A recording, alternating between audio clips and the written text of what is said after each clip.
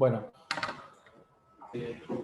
Otro tema que también es novedoso. Ustedes recuerdan que habíamos dicho que LoRa era realmente novedoso porque nos abría la puerta de Low Power Wide Area Network. Hoy vamos a ver la otra alternativa. Si recuerdan, la opción de trabajar con Low Power One era una opción sin telefonía celular. LoRa y Sigfox son alternativas sin telefonía celular. Hoy vamos a hablar de la otra opción, de la telefonía celular, con todo lo que eso implica. Es decir, ponernos de acuerdo con proveedores, lograr que los proveedores nos hagan el honor de permitirnos trabajar con su equipamiento y ya que no hay más remedio nos van a cobrar.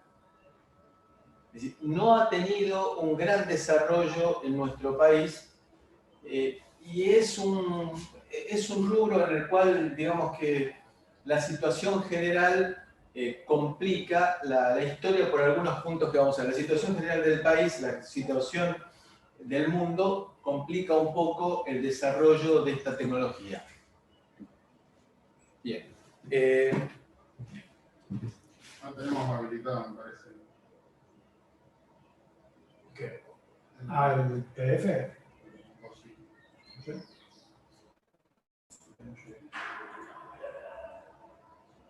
¿Habilitado el PDF? No lo sé.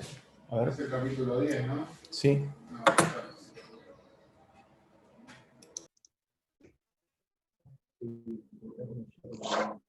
Bueno, hay cosas de todo esto que conocemos. La idea del Low Power One ya la conocemos. Y ahora nos queda por introducir esto que se llama Narrowband IoT y que se presta a errores en cuanto a la interpretación. Narrowband IoT quiere significar, miren qué originalidad mi manejo del inglés, Internet de las cosas de banda angosta.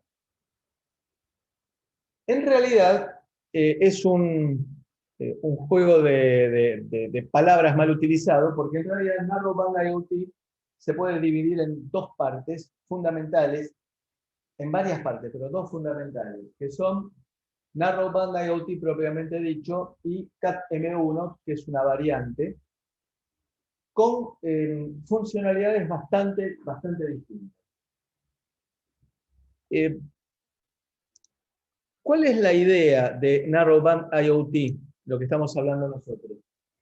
Bueno, la visión ingenieril es arrancar desde el sensor y terminar guardando por todos los pasos procesamiento local, que eso es lo que nosotros habíamos llamado y que muy pretenciosamente en el programa se llama Edge Computing, computación en el borde, procesamiento local, eventualmente almacenamiento local en algún tipo de tarjeta que uno podría retirarla periódicamente, y a través de una red de entrar en Internet, procesamiento en la nube y almacenamiento en la nube. Procesamiento en la nube quiere significar que una vez yo hago un dashboard, es decir, una pantalla en la cual me aparecen las variables que a mí me interesa ver. Lo que estoy diciendo, la implementación de esto es fácil. Créanme que es fácil. Es decir, uno tiene dashboards, es decir, pizarrones, que uno los puede armar trayendo cosas y pegándolas como si fuera armar un Photoshop, y que eso esté conectado con alguna variable que estamos midiendo en forma remota.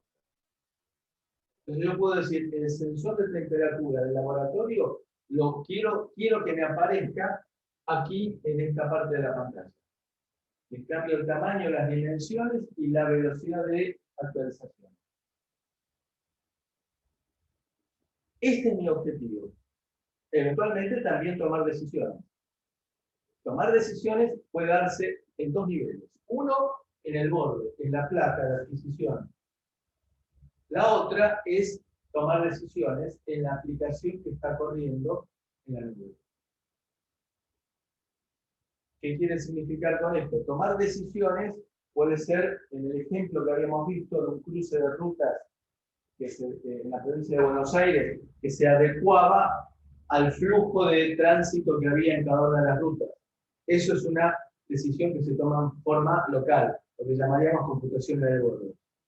Hay otro tipo de decisiones que pueden ser manejadas en forma remota y que sea, por ejemplo, cuando una determinada cantidad de vehículos supera un determinado valor, bueno, avisarle a la gendarmería o a la policía de la provincia que vaya al lugar y que tome alguna decisión. Algo está pasando. Eso ya está tomado, esa otra decisión no está tomada a nivel del sensor, sino que a nivel de la aplicación que está corriendo en la red. Bueno, nosotros habíamos definido que había distintas formas de conectividad. Esta es la que habíamos llamado para Personal Area Network y esta es la que habíamos definido para LP1. En las dos clases anteriores habíamos hablado de LoRa, mencionamos Sigfox sin querer entrar demasiado en detalle porque no tiene demasiado sentido por el momento. Y hoy nos vamos a concentrar en este otro ítem que es utilizando telefonía celular. Esto sería entonces el resumen de lo que es LP1. Perdón, esto es PAN Personal Area Network y esto es lo que nos interesa a nosotros, que es Low Power Wide Area Network, que habla de baja tasa de bits, pocos bits, baja latencia, es decir, esporádicos, pocos bits esporádicos, y en la banda, de ser posible, sub-gigahertz. ¿Por qué la banda de sub-gigahertz? Por las características de propagación que tiene la banda sub-gigahertz, que son mejores porque penetran en edificios. Quien tenga, por ejemplo, un sótano o una baulera en su casa, podrá ver que en general hay señal de telefonía celular, a pesar que no hay señal de Wi-Fi. ¿Por qué? Bueno, Wi-Fi es 2,4 o 5 GHz y la telefonía celular están en las bandas inferiores a un GHz. Bien.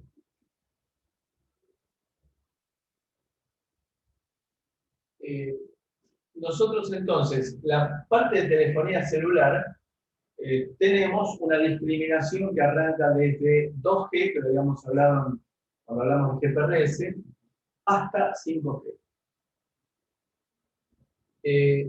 Nosotros estamos en el rumbo de 4G y 4G+, que depende de la proximidad que tengamos con la torre de comunicación. En nuestro campus, por ejemplo, Movistar tiene 4G+, y Personal tiene 4G más o menos.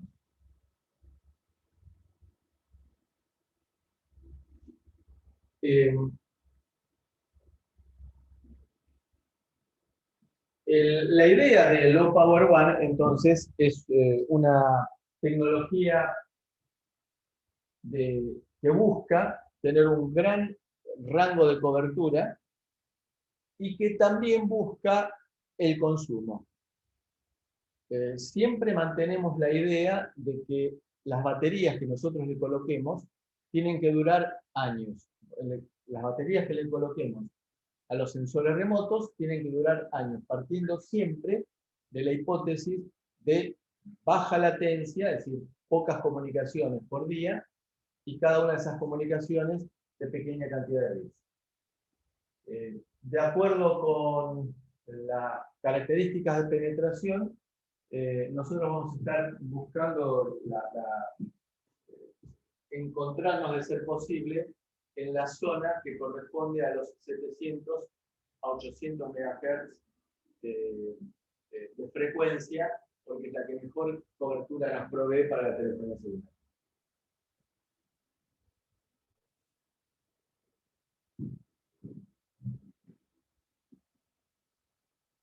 Lo que buscamos entonces es bajo alcance, gran alcance, máxima vida útil de las baterías, multiuso, es decir, que los datos adquiridos puedan caer en varias aplicaciones distintas, y bajo costo. Por supuesto que todo esto son definiciones poco ingenieriles. ¿Qué significa gran alcance? Bueno, gran alcance para nosotros significa, por ejemplo, 10 kilómetros. Vida útil de las baterías, ¿qué significa? De 5 a 10 años. Multiuso, bueno, significa de que tiene que estar habilitado a través de algún servidor de aplicaciones que los datos lleguen a más de una aplicación. Y bajo costo, ¿qué significa? Bueno, bajo costo significaba menos de $20. Digo significaba porque en este momento el mundo de la provisión de componentes es ficticio, porque no hay garantías de provisión, y también los costos son inmanejables. No hay previsibilidad en cuanto a los costos. ¿Qué más? Tenemos entonces los dispositivos, los sensores remotos, que pueden ser sensores y actuadores, sensores que nos permiten medir el tráfico de vehículos, y actuadores que pueden ser, por ejemplo, un semáforo. En el caso de la intersección de las dos rutas, leo el tráfico de vehículos que hay y en base a eso actúo sobre los semáforos. Tenemos entonces el dispositivo de conexión ALP1 pegado al sensor. A través de una red nos comunicamos a través de una antena nos comunicamos con la red. Tenemos un servidor de nube que termina en la aplicación. ¿Qué significa un servidor de nube? Significa un lugar en el cual nosotros podamos depositar nuestros datos. La aplicación que va a hacer, tomar los datos de ese lugar en el cual los hemos guardado, procesarlos y eventualmente tomar decisiones, y eso depende de la aplicación que nosotros diseñemos, tomar decisiones o presentarlas en una pantalla. ¿Qué es en este caso? Tenemos la presentación, que significa exhibir en una pantalla, o bien tomar decisiones en forma automática. Y eventualmente hacer gráficos y estadísticas, bases de datos. Aquí interviene también un concepto que es un concepto que vende mucho: inteligencia artificial. ¿Qué es inteligencia artificial? Es la capacidad que tiene el sistema en su conjunto de aprender. Y de esa manera automodificarse de acuerdo con lo que va a aprender. Lo cual es muy difícil de implementar en la computación de bordo, en la edge computing, la que está pegada al sensor. La inteligencia artificial se va a hacer a nivel de la aplicación. Por ejemplo, un caso de inteligencia artificial, Netflix, o Spotify, o YouTube Music, que de acuerdo con lo que uno va seleccionando, y el dedito para arriba que pone, o el dedito que para abajo pone, supuestamente debería elegir la música que nos gusta, o sugerirnos películas que nos pueden gustar. Por supuesto que puede fallar. En mi caso, yo me borré de Spotify hace unos cuantos años, porque después de escuchar, a mí me gusta mucho, en determinados momentos del día me gusta mucho la música clásica, estaba escuchando los conciertos brandenburgueses de Bach, y cuando terminó me puso a Julio Iglesias. En serio, ¿eh? Bueno, lo que hice fue cancelar la suscripción. Tenemos entonces la aplicación en la cual uno lo decide qué es lo que se quiere hacer, con todos los datos que han venido desde el campo. Campo quiere significar desde el mundanal del mundo, y luego va pasando, en este caso, a través de 2G, 3G, 4G o lo que fuera, a la capa de red. Después, con eso llega a la capa de aplicación, que es la que me permite presentar los resultados de acuerdo a lo que yo decido. Nosotros ahora nos vamos a concentrar entonces en el Internet de las Cosas, utilizando la infraestructura de la tecnología celular. De acuerdo con las expectativas, lamentablemente esto fue pre-pandemia. Dios sabe lo que será hoy en día. No pude encontrar la fuente nuevamente. Que en el mundo del Internet de las Cosas, para el año 2025, el 48%, casi la mitad de las transacciones, serían a través de telefonía celular. Y después quedaría una parte importante para LoRa, una tajadita chiquitita para Sigfox, y después para otras alternativas de comunicación.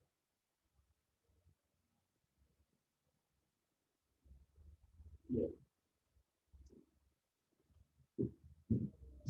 Bueno, LP1 comenzó originariamente en Europa, en particular en Francia. Lo habíamos mencionado la vez pasada, con Sigfox en 2010, y una empresa que se llamó Cicleo en 2009, también en Francia, y que fue comprada en el 2012 por Semtech, que es la que posee los derechos actualmente sobre todo lo que sea LoRaWAN.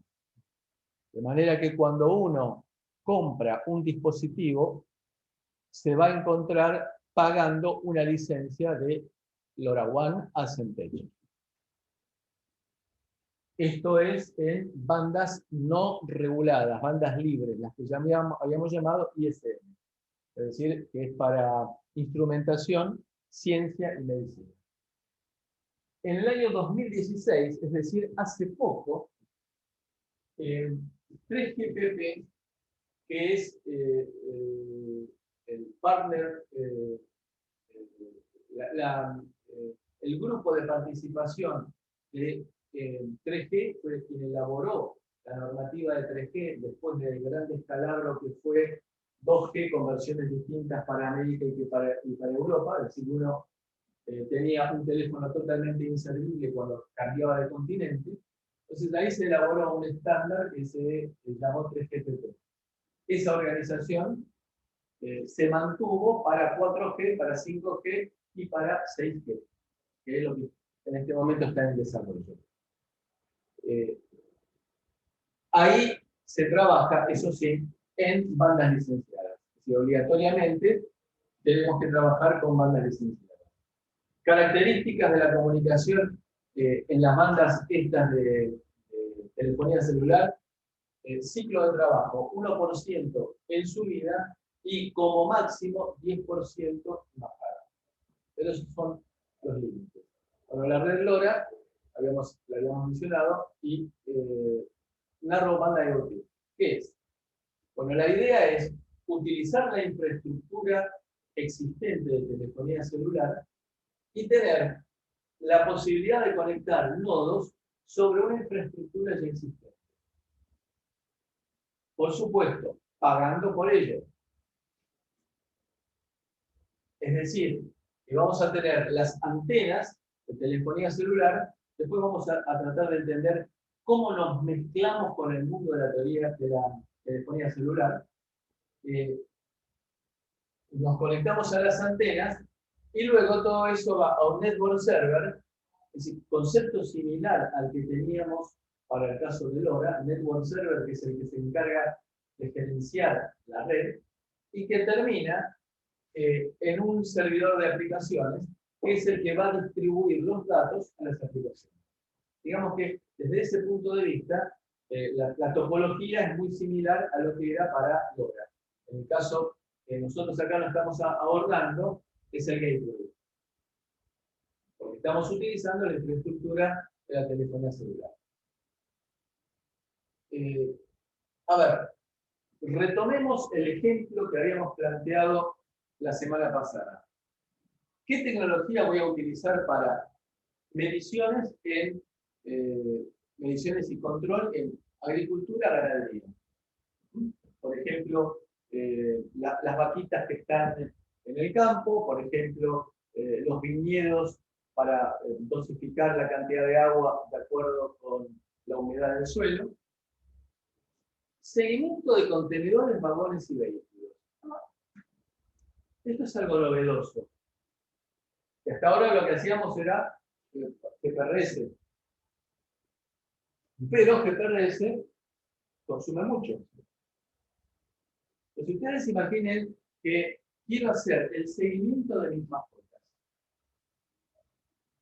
Es decir, tengo temor de que se me pierda mi elefante, por ejemplo. ¿Cómo hago? Bueno, en el caso del elefante no. Pero, por ejemplo, mi ardilla. ¿Le voy a poner un GPRS con una batería de auto colgada? No. ¿Qué voy a hacer? Y lo que digo, esto es en serio, existe. Se le pone un collar con un pequeño transmisor a las mascotas, sobre todo cuando son mascotas de las que llamaríamos caras, ¿no? O también mascotas que están en lugares en los cuales se pueden llegar a perder fácil. Tiene que ser algo pequeño, con lo cual ahí ya no me sirve GPRS. Tengo que buscar alguna otra alternativa. GPRS fue pensada para el seguimiento de canelos. Ahí tengo las dos brutas baterías y ahí no hay problema de consumo. Es distinto a lo que estamos planteando nosotros acá.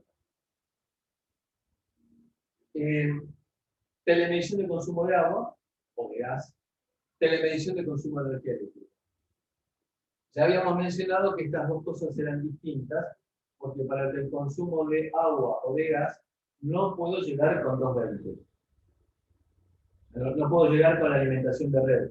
Mientras que para el caso de la energía eléctrica, bueno, tengo la red ahí, estoy midiendo la red. Y el caso del seguimiento de contenedores me crea algo distinto, porque para el caso de la agricultura, los viñedos están quietos. Para el caso de las vacas se supone que están dentro del campo. No van a estar viajando en un camión, salvo su destino final. ¿Qué tal? Buenas tardes. ¿Cómo les va? Adelante. Y aquí, en el caso del seguimiento de contenedores, vagones, vehículos, todo eso, ahí ya la cosa es bastante distinta. Porque me voy a estar moviendo por rutas, por ciudades, por provincias, por países. ¿Quién me puede garantizar que voy a mantener la conectividad? Y por último, bueno, las cosas de telemedición en el cual las cosas están quietas. Pero para el primer caso, digamos, LoRa, con sonrisa y todo. Para el seguimiento de contenedores, vagones y vehículos, LoRa. ¿Por qué? Primero por el movimiento. Si me voy a alejar más de estos 10 kilómetros del alcance ideal que tenemos, perdí. La única alternativa sería que yo tuviera provisión del servicio de LoRa en todo el camino que va a ser el camino. Lo cual no se puede garantizar.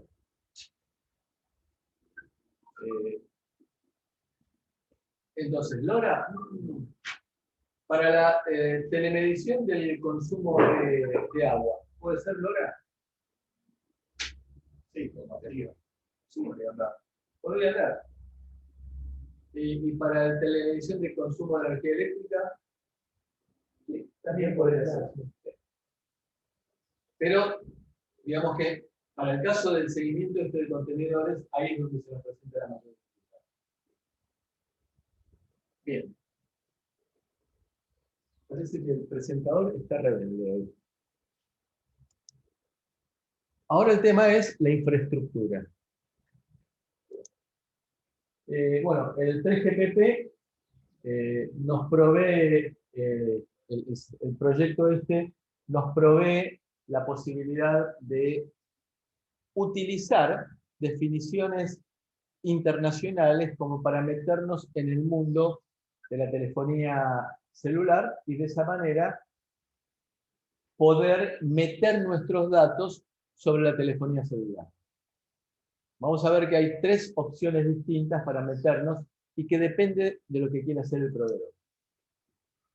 Lo que hizo 3GPP es una normativa basada en la unificación de lo que había sido 2G en una norma interna para la tercera generación, que incorporó la parte de GSM y la parte de CDMA en los 2 mundos distintos que estaban trabajando. Bueno, 3GPP incorporó los estándares de 2G y 2,5G, incluyendo GPRS y también Edge. Edge es lo que a nosotros nos aparece en nuestro teléfono celular cuando estamos muy lejos de una antena. Digamos que es una degradación producto de que no tenemos señal suficiente para entrar en el mundo de 4G. También se dedicó a elaborar la normativa de 4G, que la llamamos también LTE, Long Term Evolution, justamente preanunciando de lo que se quería buscar era una evolución, es decir, hacer una normativa que fuera evolucionando con el paso del tiempo. Así surgió 5G y también están elaborando 6G. ¿Qué es NB-IoT? Es una normativa tecnológica de gran alcance basada en las bandas de 4G, es decir, en las bandas de LTE. Y a su vez se subdivide el concepto de Narrowband IoT, se subdivide en CAT-M1, también se lo llama LTM, estas 2 siglas las van a encontrar de acuerdo con el proveedor con el cual trabajen, y Narrowband IoT propiamente dicho. La pregunta de oro es, ¿por qué no usamos directamente 4G? La tecnología 4G de los teléfonos que estamos usando nosotros. Por eso no habíamos dicho que el proveedor del servicio para este tipo de aplicaciones estaban siguiendo una banda de poco uso, de pocos datos que vamos a estar utilizando y tanto un costo bastante inferior al que tenemos en el teléfono. Sí. Eso es cierto. Pero yo voy a usar, para lo que estamos, los casos que hemos planteado que abarcan la mayoría de los casos posibles de Internet de las cosas. 4 casos que habíamos visto recién. Yo voy a estar utilizando todo el concepto de 4G. El concepto de 4G significa poder enviar videos, fotos, audio. Yo voy a estar usando eso.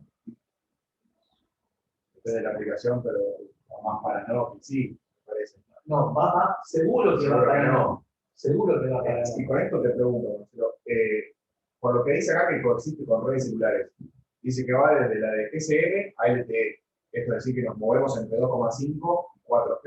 Sí, pero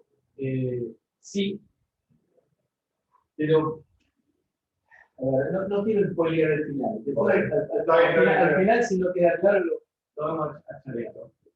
En realidad, sí. No es ningún secreto.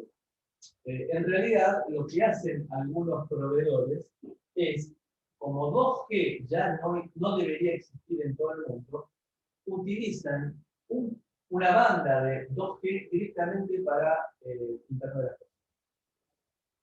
Es decir, en lugar de darnos una ranurita de 4G, como el que muchos lo ofrecen, dicen, no uso más 2G, uso esa banda. Claro. Eso es lo que quiere decir ahí. Bien. Entonces, vamos a tener en estas dos, que son descendientes de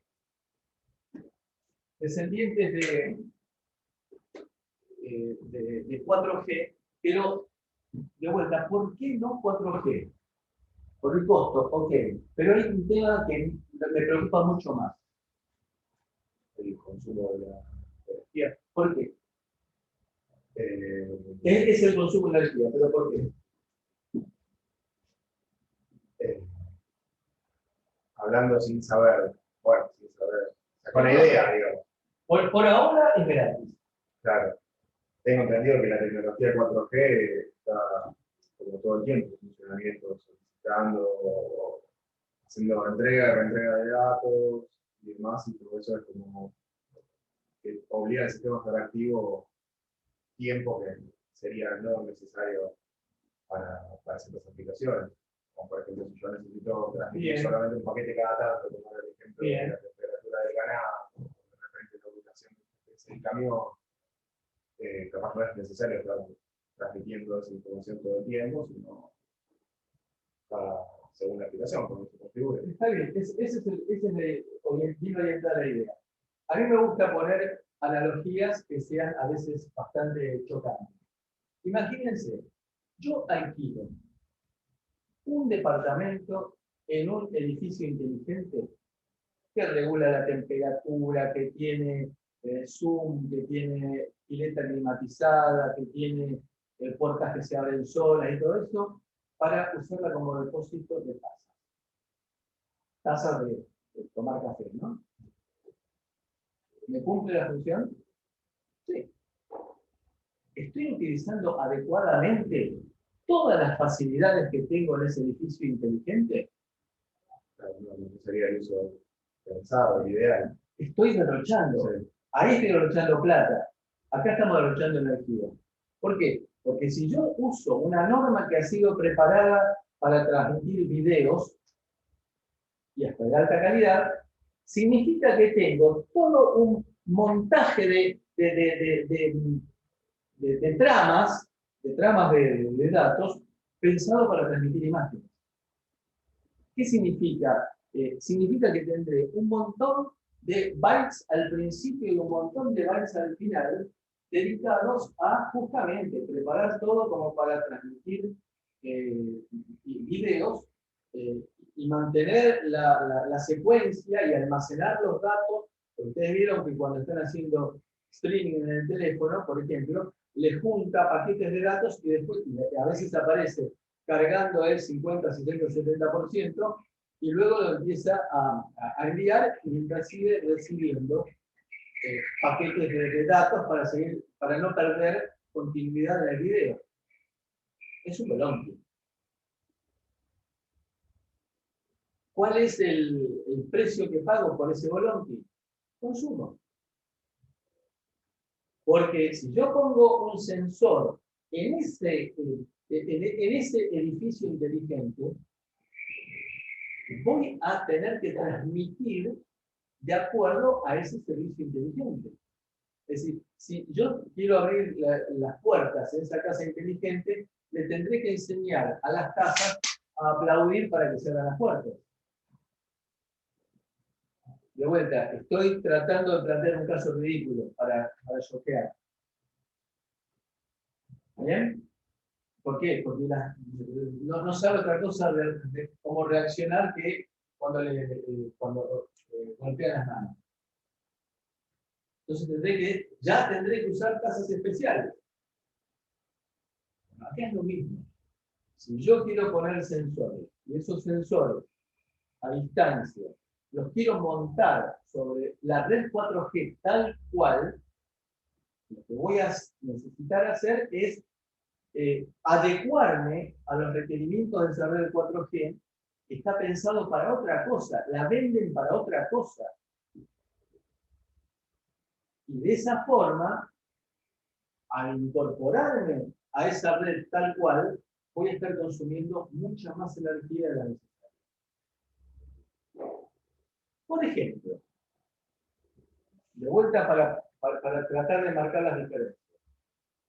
Una de las cosas que estamos imaginándonos, de acuerdo con todo lo que hablamos hasta ahora, es que cuando yo estoy haciendo seguimiento de vehículos, tengo que hacer roaming. ¿Sí? Es decir, ir cambiando de estaciones de forma automática. ¿Sí? ¿Eso para el medidor de gas es necesario? Digamos que sería medio complicado llevarme el medidor de gas conectado en vehículos. ¿Y a qué voy con eso? El roaming son datos. Entonces, si tengo un paquete de datos así, el 4G, empiezo a sacarle esto no me sirve, esto no me sirve, y me queda un pedacito así chiquitito de datos que para transmitir eso, para recibir también, aunque la recepción no es tan grave, para transmitir eso consumo mucho menos energía. Entonces, es nosotros, lo que estamos planteando acá con Narrowband IoT, que estamos usando un subset, es decir, un pedacito de lo que es la definición de 4G. ¿Queda clara la idea? ¿Cuál es la diferencia entre estos dos? CAT-M1 me va a permitir hacer roaming.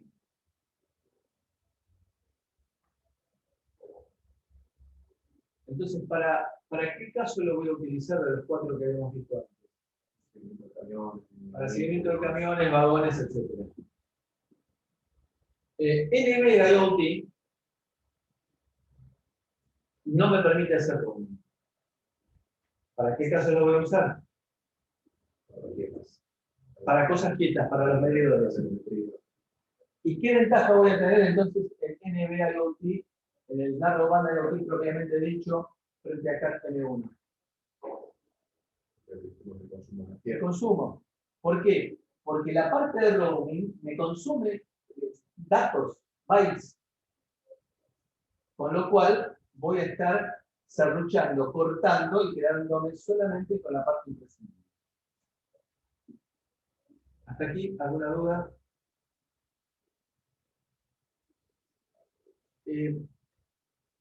Dentro de lo que es 4G LTE,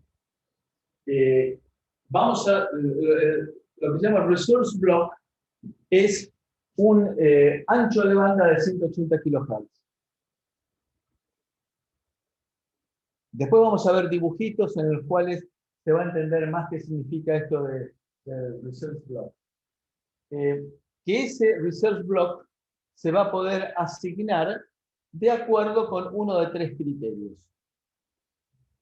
Uno de los cuales es usar una banda de GSM, de 2G que nos está utilizando.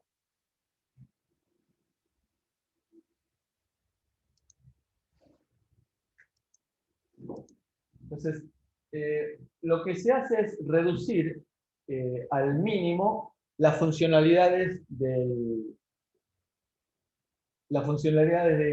4G, quedándonos con lo imprescindible. Es decir, evitar todos los diálogos que no sean imprescindibles y todo aquello que no corresponda a la transmisión de paquetes de Internet de las Cosas. Así que estamos escatimando todo aquello, estamos eliminando todo aquello que no sea imprescindible. Lo que hacemos es apoyarnos en la estructura de 4G, que se requiere solamente una actualización de firmware. Esto es muy importante. Una actualización de firmware en las estaciones, llamémosle las antenas, que para el caso de CAT-M1 había sido donada de forma gratuita por Ericsson. Para el otro caso de NB-IoT había que instalarla y había que pagar algo.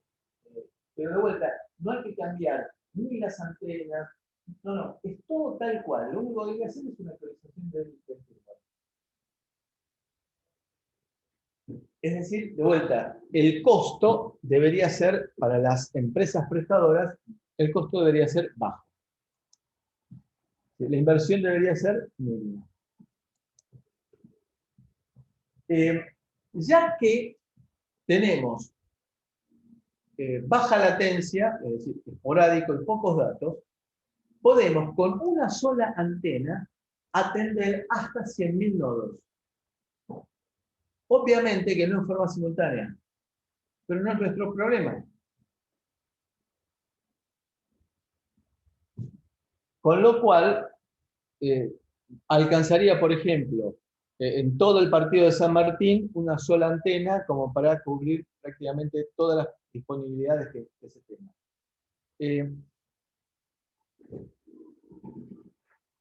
Una de las aplicaciones que estuvimos en su momento analizando con el municipio del partido de San Martín fue el seguimiento de adultos mayores que viven solos. Es un problema bastante serio, sobre todo con gente que vive en zonas aisladas. Porque, claro, el centro de San Martín no es solamente la calle Belgrano, sino que tiene zonas en las cuales la densidad poblacional es bastante baja y la conectividad es bastante baja. Entonces, por ejemplo, entregarle a la gente mayor que vive sola un dispositivo pequeño que tenga un acelerómetro y que detecte, por ejemplo, una caída.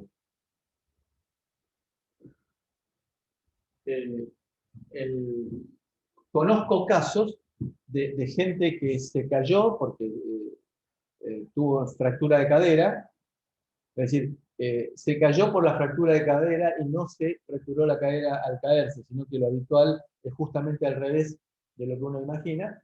Y fue una mujer que vivía sola y que estuvo 3 días tirada en el piso, con todo lo que ustedes se puedan imaginar, hasta que detectó una de las hijas de que por 3 días no había tenido contacto con la madre, y fue a ver, abrió y la encontró en el piso tirada. Bueno, finalmente se recuperó, todo bien.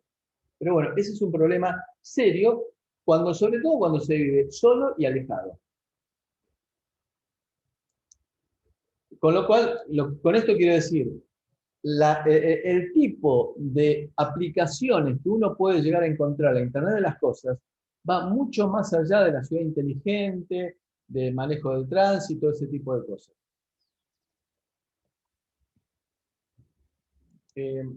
Entonces, vamos a tener una comunicación bidireccional, half duplex, con un dispositivo que se comunica con la red, que es uplink, que utiliza de forma prioritaria Frequency Division Multiple Access, que significa tomar una frecuencia y otorgársela a un sensor por un rato. Y después, de la red al dispositivo, es decir, downlink, vamos a utilizar FDMA, pero ortogonal. ¿Ortogonal qué quiere significar? Perpendicular. Y vamos a ver en un gráfico qué más o menos significa que sea perpendicular. Que utiliza la modulación QPSK, que la habíamos mencionado ya desde la época de los módems telefónicos, que es la modulación en cuadratura, ¿no? Permite 20 kilobits por segundo de subida y 200 kilobits por segundo para la bajada. Por supuesto que es en condiciones óptimas de señal. Si no, se repite la misma historia del LoRa. ¿Se acuerdan que habíamos dicho que el LoRa, si la distancia era grande, se necesitaban repeticiones? Y eso significa aumentar el consumo. La carga útil es de hasta 1600 bytes por mensaje. Digamos, son paquetes bastante importantes. Ojo, es como máximo. Por supuesto que cuanto menor sea la cantidad de bytes que transmito, más me va a durar las baterías. Se supone que transmitiendo 200 bytes por día, las baterías tienen una vida útil de 10 años, que era nuestro objetivo de máximo. Palabras, frases. FDMA, Frequency Division Multiple Access. Lo que se hace es dividir el espectro disponible en canales, es decir, anchos de banda. Y se otorgan esos canales a distintas proveedoras. En nuestro caso son 3 o 4, de acuerdo a cómo se analicen algunas de las más nuevas prestadoras que aparecieron, y que en nuestro país esa asignación de frecuencias tiene un límite que está dado por la defensa del consumidor, porque aquel que quisiera comprar la totalidad del espectro no lo puede hacer porque tiene una posición dominante, con lo cual podría fijar condiciones, cosa que por supuesto ustedes se dan cuenta de que no pasa en nuestro caso, que las empresas prestadoras nunca ponen condiciones, sino que son entidades de beneficencia cuyo objetivo es servir a la comunidad, ¿no es cierto? Porque de casualidad todas las prestadoras de telefonía aumentan simultáneamente. Las de cable aumentan simultáneamente. Pero eso es simplemente por el aumento de costo. A su vez, acá tenemos acceso múltiple por división de frecuencia. ¿Qué otras opciones tenemos?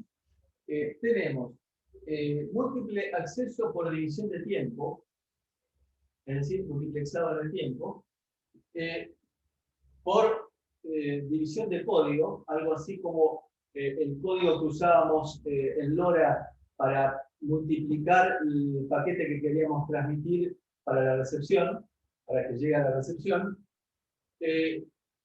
Y a su vez, lo que vamos a ver es que vamos a empezar a mezclar más de una técnica de división. Como por ejemplo será división de frecuencia mezclada con división por tiempo.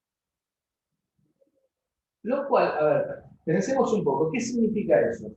Esta frecuencia la asigno ahora, dentro de un rato, la asigno a, y así sucesivamente. Es decir, que esa misma frecuencia, la estoy reutilizando en el tiempo.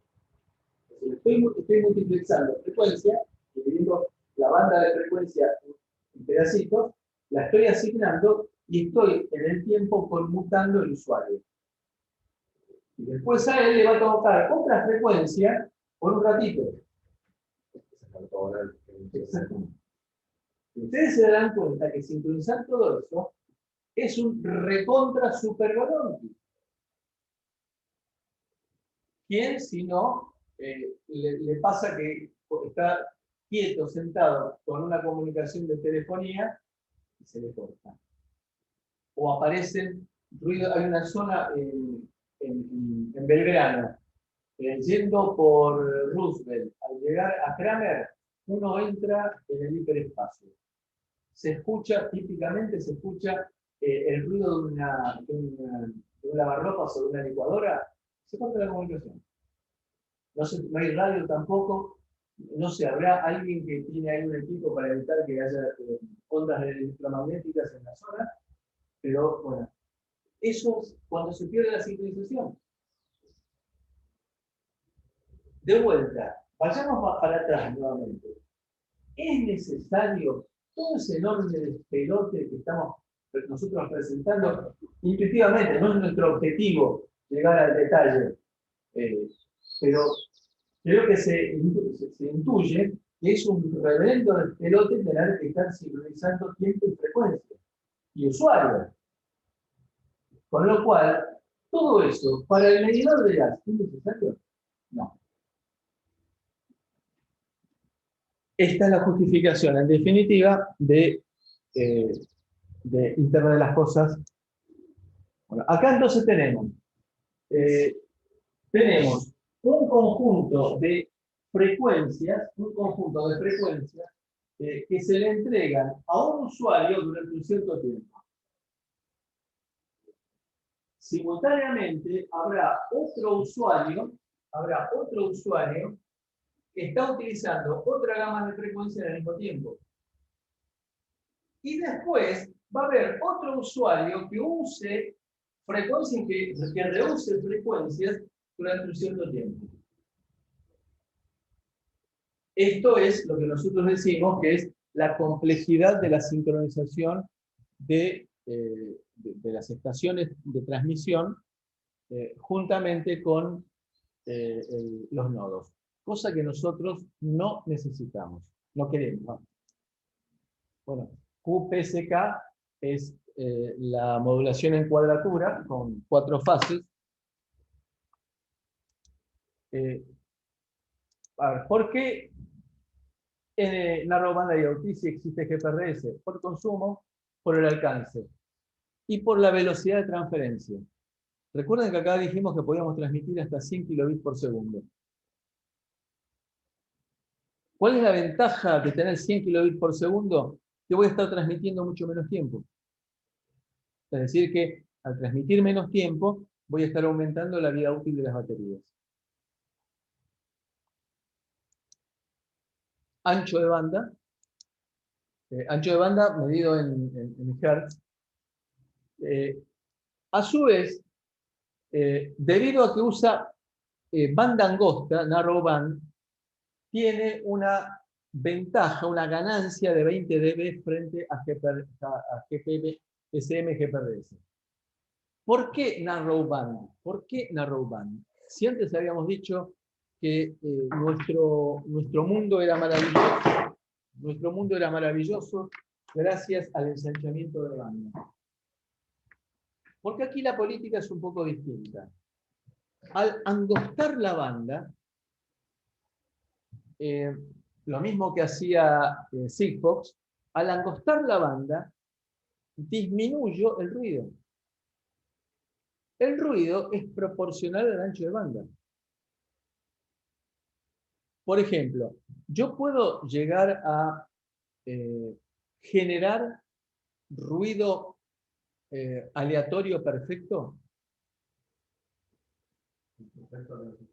Ruido aleatorio según las definiciones de lo que es ruido.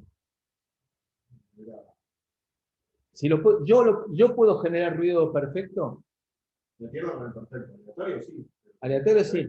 Perfecto quiere significar que el ruido perfecto tiene, o ruido blanco, ¿qué ancho de banda necesitaría? Infinito. ¿Qué energía necesito? Pidámosle a Dios entonces. Entonces yo lo único que puedo llegar a hacer es ruido rosa. ¿Qué es ruido rosa? En un ancho de banda determinado. Entonces, con esa misma idea, acá lo que decimos es, angostamos la banda, con lo cual logramos una disminución de ruido. Habíamos hablado antes de 180 kHz. ¿Se acuerdan que había sonado por ahí 180 kHz? Voy a poder meter ahí 12 canales. 12 subcanales. Después lo vamos a ver, pero quiero ahora profundizar un poco en la idea de ruido. 12 subcanales. ¿Cuánto va a tener cada canal? 180 dividido 12. 15. 15 por 10, 150. 15 por 2, 30. 150 más 30, 180. Ahora bien, en condiciones desfavorables, lo que yo puedo hacer es, en lugar de tener 15 canales, meter 60 canales. A ver, no. En lugar de 12 canales, no, en lugar de 12 canales, puedo llegar a meter 48 canales. De manera que el ancho de banda de cada subcanal sea 3,75 kHz. Con lo cual, bajo el ruido. Entonces, toda esta historia está montada en la mejora de la relación señal a ruido usando anchos de banda pequeños. Y todo esto, entonces, banda angosta porque nos permite disminuir el ruido, porque el ruido es proporcional al ancho de banda. Entonces, el espaciado estándar del subportador es de 15 kHz, pero puede reducirse a 3,75 para mayor robustez. ¿Mayor robustez qué significa? Mejorar la relación señal-ruido. Se puede permitir desde 2048 a 128 repeticiones para tener una recepción probabilísticamente satisfactoria. Nuevamente, reiteramos que al aumentar la distancia, aumentará la cantidad de repeticiones, y al aumentar la cantidad de repeticiones, aumenta el consumo. Cada repetición puede ser trabajada por separado o mezclando con otras repeticiones para ir juntando, y entiendan el significado, por favor, no lo tomen literalmente, juntando el bit de a pedacitos. Entonces, vamos a tener tres categorías: normal, robusta y extrema, dependiendo de la distancia entre el nodo o sensor y la central, y la torre. Esta cobertura, profe, uno ya tiene la idea en mente, y cuando va a contratar el servicio, porque esto supongo que debe ser un chip que nos entrega la empresa que nos servicio. Y nosotros le decimos qué clase de cobertura queremos, o se va adecuando según la Se va necesidad. adecuando de acuerdo con la necesidad. Ah, De vuelta, es siempre el mecanismo de probar. Lo que pasaba con el módem, que arrancaba queriendo comunicarse 56 kilobits por segundo, sí. y si no lograba, empezaba a bajar hasta llegar a un punto en el cual se pudiera conectar. En estos casos es como que se va haciendo esas modificaciones en la cantidad de repeticiones que se va teniendo con los intentos. Exactamente. Entonces, lo que pasa cuando vamos cambiando de normal a robusto y extremo, es ir achicando el ancho de banda provisto. ¿Y el extremo qué sería? ¿Que me quede con los 15K? No, al revés. Los 15K sería para el normal. Extremos que lo reduje además, Sí. los 3,75. Sí. Entonces, estos umbrales dependen del desarrollo de la celda, de las condiciones de propagación y la distribución espacial de los dispositivos. Muy evidente esto, ¿no?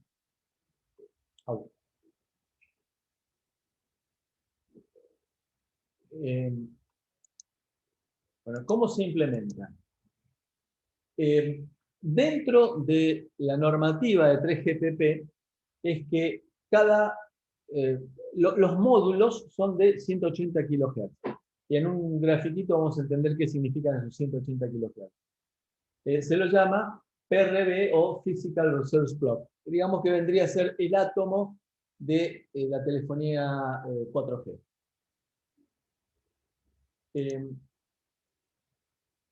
Hay tres configuraciones posibles que depende de lo que se le ocurra a cada proveedor de telefonía celular. Yo he estado en contacto con gente de las empresas que está en la parte técnica, y las decisiones se toman más arriba. En muchos casos, siguiendo las sugerencias o directivas de las empresas matrices por la experiencia que tienen en sus lugares de origen.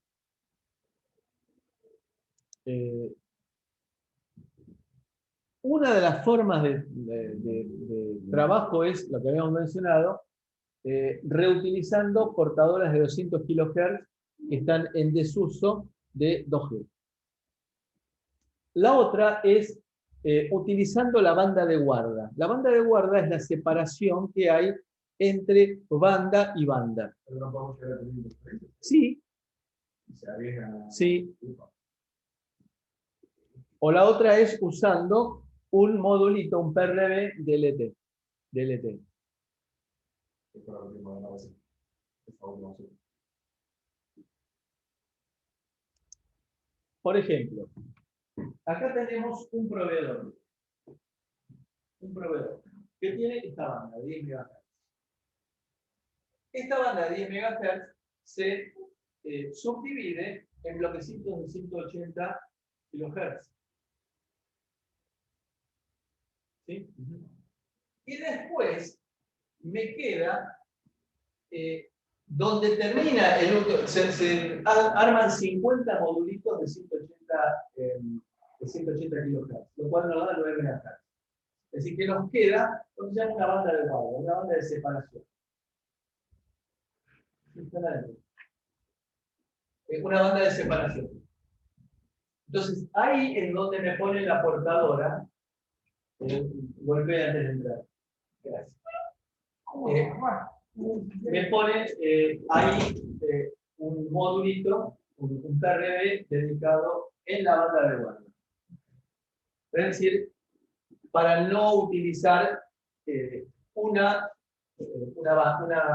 PRB dentro de la banda. Entonces, una opción sería, dijimos, usar un canal en desuso de 200 kHz de GSM. La otra opción sería utilizar dentro de la banda un modulito. Y la tercera opción sería usar la banda de banda. Y esto uno lo puede seleccionar. No, eso lo dije el proveedor. Toca. No, de acuerdo a lo que decida. Según disponibilidad, según stock. No, lo que decidan las divinidades de la empresa. Porque creo que el caso más favorable es el del LTE, ¿no? ¿En qué sentido? Vimos 3 configuraciones. Pienso yo, la más desfavorable es tirar el guardabanda. Sí. Supongo que la situación intermedia sería utilizar una parte de la GSM. Pero ¿y si en nuestro país todavía estamos usando GSM? Les recomiendo que viajen por el interior y se van a encontrar, perdón, dije mal, por las provincias, por eso ofendí. Se van a encontrar con lugares en los cuales no hay ni siquiera 3G. Es decir, que lo único que puede hacer uno es hablar por teléfono, cosa para la cual habían sido creados originariamente. Entonces, el standalone sería usar una banda ya perimida de GPRS. Entonces, la numerología. Bueno, evidentemente, coexisten 4G con narrowband IoT mayoritariamente, más en nuestro país, que no se ha podido liberar las bandas de 2G. Entonces, decimos que el canal de 180 kHz se divide en 12 subportadoras de 15 kHz cada una de ellas. Dentro de la parte temporal, vamos a tener, por un lado, división de frecuencias, dijimos. Por otro lado, división de tiempos. Entonces, cada módulo de tiempo va a ser de medio milisegundo y que permite enviar 7 símbolos del ortogonal FDM, con múltiple acceso. Digamos que no viene a entrar demasiado en detalle. También el más pequeño dominio que tenemos nosotros mezclando frecuencia y tiempo se lo llama Resource Element y que está compuesto por una subportadora de 15 kHz y un elemento de tiempo. Ese es el módulo más pequeño que nos pueden llegar a asignar. No, perdón, ese es el módulo mínimo, más chico que eso no puede existir. 2 ranuras de tiempo se las llaman subtramas, 1 milisegundo. 10 subtramas forman una trama de 10 milisegundos. Las tramas están identificadas entre 0 y 1023. Y a su vez, esta estructura se va a repetir 1024 veces, formando una hipertrama que 1024 por 1024 por 10 milisegundos me da aproximadamente 3 horas. Es decir, que todo esto tiene un periodo de repetición en cuanto a la asignación de tiempos y de bandas de 3 horas. Fíjense, hoy van a poder dormir mucho más tranquilos por el hecho de saber que cada 3 horas se les va a repetir la secuencia de tiempo y frecuencia.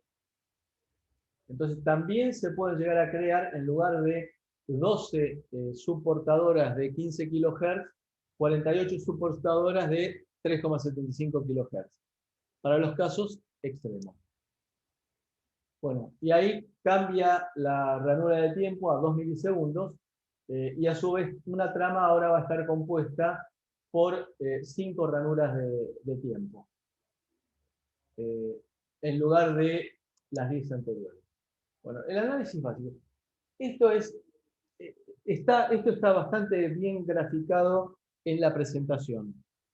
No quiero, digamos, porque la explicación de cada una de las partes es bastante clara, pero me parece que nos llevaría demasiado tiempo, y no hace a nuestro objetivo. Creo que está bastante bien descrita en las imágenes. Entonces, definiendo qué es cada una de las partes y las subtramas, y en base a todo esto, ¿a dónde queremos llegar? Al tema de bajo consumo. ¿Cómo son las técnicas de ahorro de energía? Las técnicas de ahorro de energía básicamente se caracterizan por buscar que no haya transmisión la mayor parte del tiempo posible, pero tampoco de que el sistema se desincronice. Con lo cual, el receptor va a estar en condiciones de recibir periódicamente pedacitos, va a estar en el estado ocioso y va a recibir pedacitos de información que van a emitir la antena y que van a servir solamente para sincronizar. Y no transmite. Es decir, recibe datos y no transmite. Recordemos que la recepción consume muchísima menos energía que la transmisión. Con lo cual, lo que se busca es entonces mantener la sincronización entre los sensores y todo el conjunto, todo el sistema, buscando minimizar el consumo. Sabiendo en qué entorno se tiene que escuchar, porque fíjense que no se pone a escuchar en todo este lapso de 3 horas, sino solamente al comienzo de cada uno de esas hipertramas, para buscar minimizar el consumo. Lo cual requiere, por supuesto, que tenga cada sensor, cada nodo, tenga la posibilidad de seguir manteniéndose vivo, aunque sea para despertarse cada 3 horas.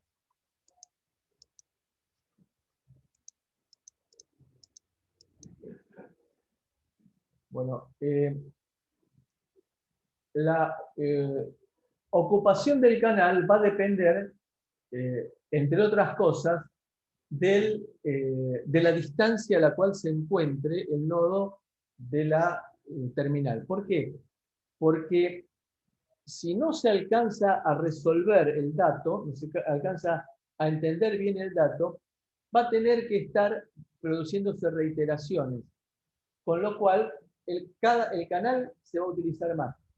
Ojo, probablemente no sea el mismo canal, pero de cualquier manera la distancia implica un mayor uso de las subbandas. Y eso es lo que se ve sobre la izquierda. Es decir, a mayor distancia, mayor uso de canales. Parámetros de selección. ¿Qué tenemos que tener en cuenta? La calidad del servicio, la cobertura, el rango de frecuencias al cual trabajemos, la latencia a la cual tenemos que reenviar datos, la búsqueda de mantener la vida útil de la batería entre 5 y 10 años, la escalabilidad. ¿Qué significa la escalabilidad? ¿Qué significa? Que arranco con 10 medidores y que después paso a 100 medidores. Y que no tengo que hacer cambios en infraestructura importantes. El tope era 100.000. 100.000, sí. ¿Qué tal, Juancito? ¿Cómo andas? Y también de la cantidad de bytes que quiera transmitir. No, él llega cuando estamos terminando el tema. Con la latencia justa. el despliegue, dicho de otra manera, la cobertura. En los principios, en la última gestión que yo había hecho poco antes de la pandemia, si uno quería usar Narrowband IoT, tenía que pedirle al proveedor que le habilitara, porque era simplemente una actualización de firmware, que le habilitara para el nodo que uno quería conectarse, que le habilitara Narrowband IoT. Así que no lo distribuyeron la actualización por todos los nodos, sino a medida que había algún potencial cliente. Bueno, las aplicaciones son múltiples. Seguimiento de vehículos. La idea de utilizar NB-IoT sobre 5G es interesante, sobre todo para, no por la velocidad de la comunicación, es decir, porque podemos trabajar a centenares de megabytes por segundo sin problema, sino por la latencia. Ahora toma la latencia como el tiempo que tarda la señal en llegar a la aplicación que está en la nube. Bien. En nuestro país se decidió utilizar, estas son las bandas, el número de banda y el rango de frecuencia. En nuestro país se decidió utilizar la banda 5 y la banda 28 para NB-IoT. Esa fue una decisión que no sé la razón, pero bueno, dentro de todo utilizaron las bandas sub-gigahertz, lo cual está bien. Yo estuve en contacto hace tiempo con la gente de la Secretaría de Comunicaciones, o como se llame, que va cambiando de nombre con cada gobierno, como si eso fuera importante. Y había estado en contacto cuando fue la reasignación de la banda de LoRa. Y nos decía, los técnicos que había eran tipos espectaculares, gente espectacular, muy buenas personas, muy agradables, muy brindadas a cumplir con su función, y técnicamente excelentes, y nos decían, bueno, las decisiones las toman más arriba. En ese momento, ¿quién era el secretario de Comunicaciones? Un abogado. Punto. No estamos muy lejos de eso, el actual es abogado, Puede ser un ingeniero agrónomo. sí, También. Bueno, no quiero grabarlo, después lo digo. Bueno, ¿cuál es la idea entre, la diferencia entre Cat-M1 y NB-IoT? Por empezar, el release, la versión de 3GPP. Los dos se basan en la actualización 13 de 3GPP. Así que la que fue de que dijimos en el año 2016, le dijo, oye, Internet de las cosas y que paguen.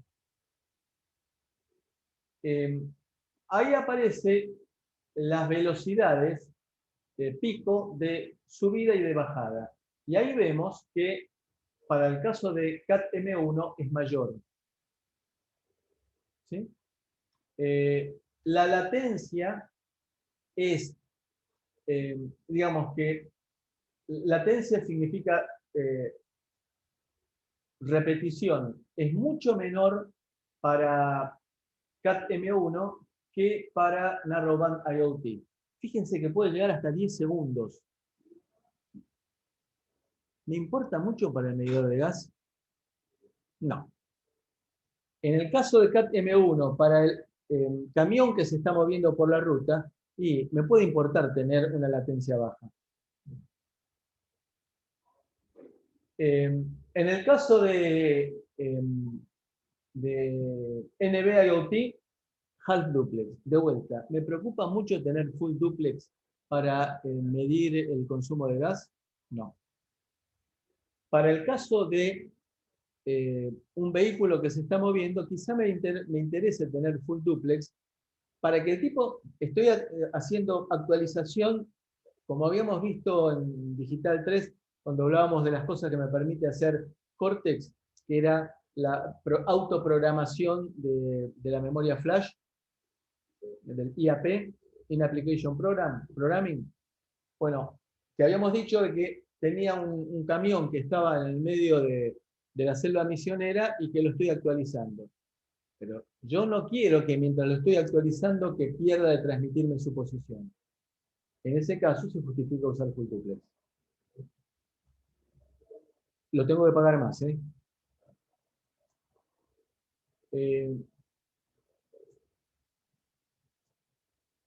Bien, las características de la sensibilidad y de la potencia de transmisión son similares en ambos casos.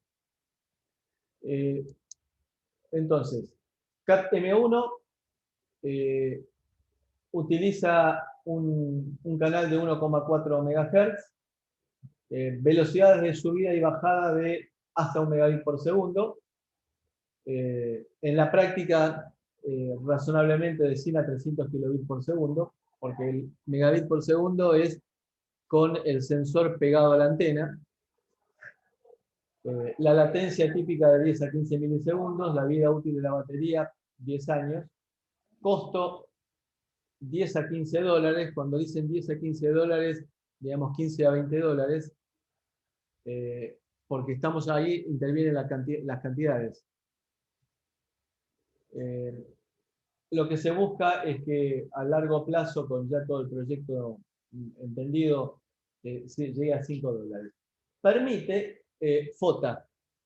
FOTA es actualización del firmware en el aire. Lo que decíamos antes, de que tengo el camión en el medio de misiones y que le estoy actualizando el firmware. Y se supone que va a manejar en el futuro voz sobre LTE, voz sobre 4G.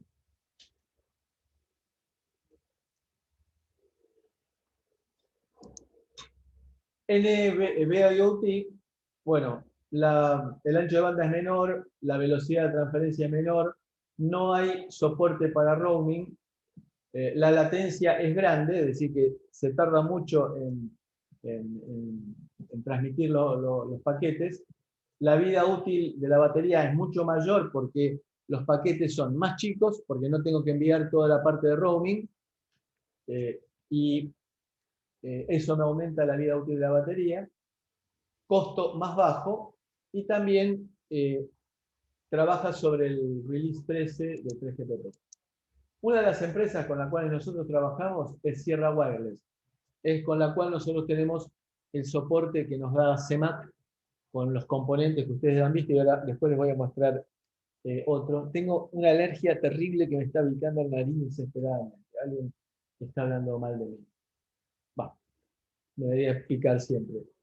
Ellos tienen una característica que es los módulos HL78, en que dicen que con la misma patología, la misma distribución de patas, puede ser 2G, 3G, 4G, 5G. Entonces yo diseño la placa una sola vez. Obviamente que el modelo para 3G es más barato que el de 5G. Con lo cual, lo que hago es simplemente a medida que voy cambiando de G, voy poniendo un módulo distinto y el costo se justifica en el momento que lo estoy utilizando.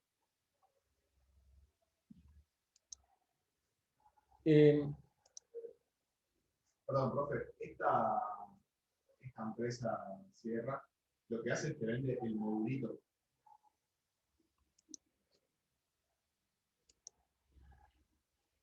Me vende, por ejemplo, ahí tengo la placa. Esta es una placa de prototipo que me dan. Ah, te venden la mano. Me vende el módulo, pero ojo, el negocio de ellos es facilitarme la cosa para que yo les compre a ellos los módulos. No, bueno, me imaginé que en vez de la placa te vendían solamente el modulito. Me venden el modulito y me venden la placa. Y después tienen una placa de desarrollo que es, a ver si... Las placas de desarrollo son las que le llaman Beatle. Puede ser. No, Beatle con perro. no, BeagleBone. Ese es un tipo de placas de lo que vendría a ser nuestro kit, pero utilizando Cortex A. Bueno, ellos nos proveen placas, que ahora viene, nos proveen placas en las cuales uno le tiene que poner la SIM, la tarjeta SIM. Para el caso de Narrowband IoT son SIM especiales. ¿Por qué? No tengo la más pálida idea. ¿De tamaño? Sí. Sí. No son las mismas, nada. No. Va a haber. Y ofrecen también el servicio de, para el caso en que uno utilice un vehículo que va por varios países, proveen una SIM que sea universal. Ellos se encargan de hacer, por supuesto, pago, ¿no? Y si yo tengo que pagarle una SIM especial a ellos, que ellos a su vez van haciendo convenios con todas las empresas proveedoras de una determinada zona del mundo, de manera que me permiten también, dentro de un mismo país, elegir en cada lugar el proveedor que tenga mejor calidad de señal. Escuché algo de eso. ¿Mm? Pero es una tecnología alemana, puede ser. Creo que incluso ahora te venden unos chips para lo mismo, Sí. para GPRS. Sí, sí.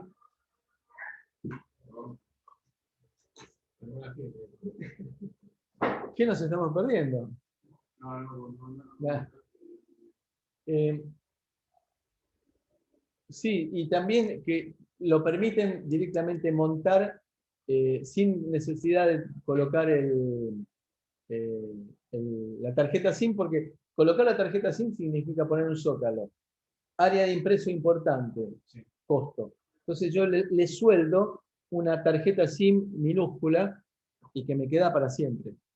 Y total, como es universal, no tengo que ir cambiando de tarjeta SIM cuando me mueva. Es para ciertos casos es una muy buena solución. Volvamos al tema de la tecnología. Bueno, seguimos con la agricultura y ganadería. LoRa me viene bárbaro porque está en el medio del campo. Yo tengo que hacer mi propio gateway. Bien. Esto funciona, digamos, como un módem. Sí. Sí. Sí, sí, similar. Ahora vamos a ver alguna fotito de cómo es. ¿Sierra Wireless? No, módem tipo Narrowband IoT. Son módulos. Bánquenme un cachito. Vamos a ver si. Para el caso de seguimiento de contenedores, vagones y vehículos, CAT M1. Por el roaming. Telemedición de consumo de agua y gas, NB IoT. Para energía eléctrica, cualquiera. Cualquiera. No, porque la KTM1, ¿para qué la quiero? ¿Puedo usar KTM1? Puedo usar bueno. KTM1. Sí. ¿Por qué? Porque ahí no tengo problema de consumo. Ah, bueno, porque ya te lo ponen, claro. Pero no es más cara, ¿verdad?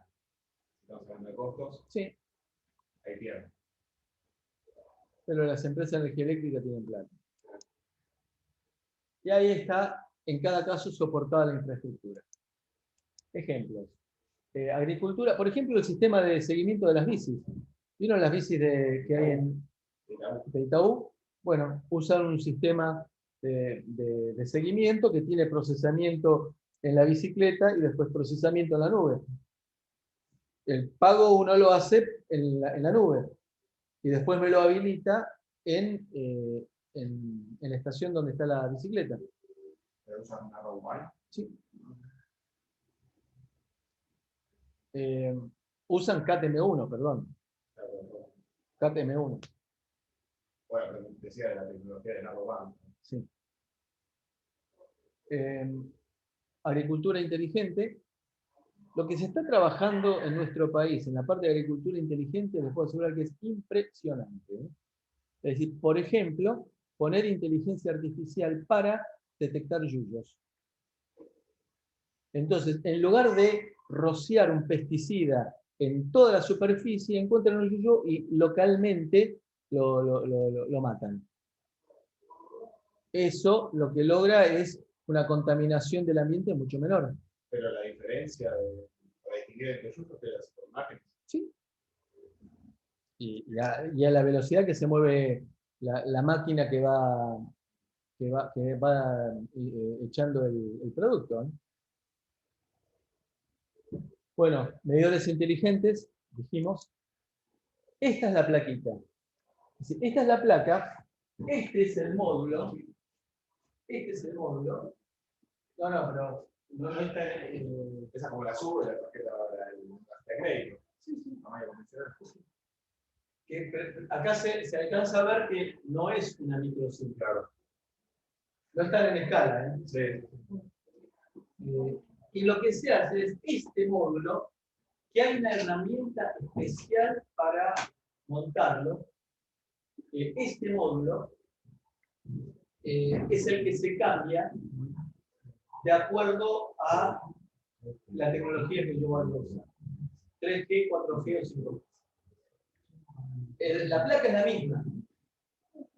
De manera que a medida que yo vaya evolucionando en la tecnología que uso, se produce simplemente abrirlo y... Es un zócalo, digamos. Es un zócalo, pero debido a la frecuencia que trabaja, está blindado. Por eso digo que les puedo asegurar que si no se tiene la herramienta, les aseguro que no se puede abrir. Es una herramienta que se provee que engrampa las aletas que tiene acá y actúa sobre todo simultáneamente. Lo primero que uno hace en un argentino es el desperdigador perillero. No, se palanquita. No. Entonces, ese módulo que tengo ahí es para prototipo. Esta es vista de la parte de abajo, que tiene, y ahí es donde va la tarjeta SIM. ¿Ven? Sí. Esta hermosa foto fue sacada por mí, así que tienen que decir qué buena foto. Bueno, esta es la bibliografía que ustedes tienen para tratar el tema. ¿Qué herramientas se tiene para todo esto? Bueno, en Embed ya lo habíamos mencionado en el caso de LoRa. Entonces, en Embed hay un montonazo de placas, también para NB IoT. Esta placa se puede programar por medio de Embed. Y directamente lo que hago es cargar el driver para que la lea conectada, para que la PC lo lea, tal cual como si fuera nuestro STM Cube, y nada más.